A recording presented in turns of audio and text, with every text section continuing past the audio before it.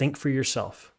Shit. Like it felt like you're learning a lot of things that seem problematic, but I'm not going to I don't want to think about this. Yeah, yeah. Jessie, my wife, who did come from like a young earth creationist background, like that's, that's what she was taught growing up. When I came home and I was like, we need to talk about something. And I said, I am thoroughly convinced that evolution is true and that we are related to every other animal. I believe in common ancestry. And I just think that it is. What a difficult conversation to have.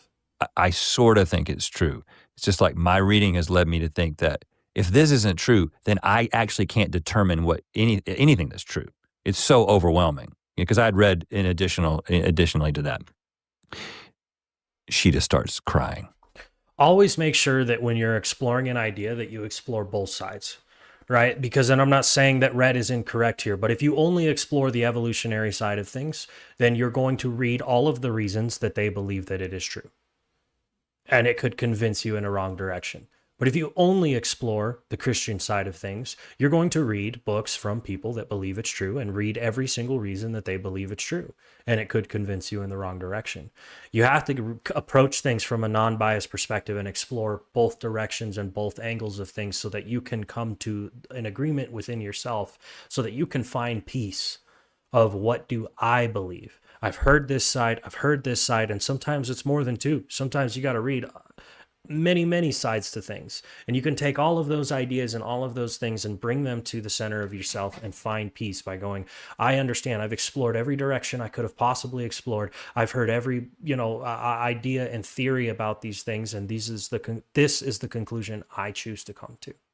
She just starts crying because she knew what this represented. Right. This was the seismic shift. And I think a lot of people that I tell this story to are like, what do you mean? But there's all these Christians that believe in evolution. Like, I can't believe that this was so significant for you. But I think the reason it was is because at that point, I realized how wrong I could be about something so fundamental. Yeah. And I never, ever considered that I might.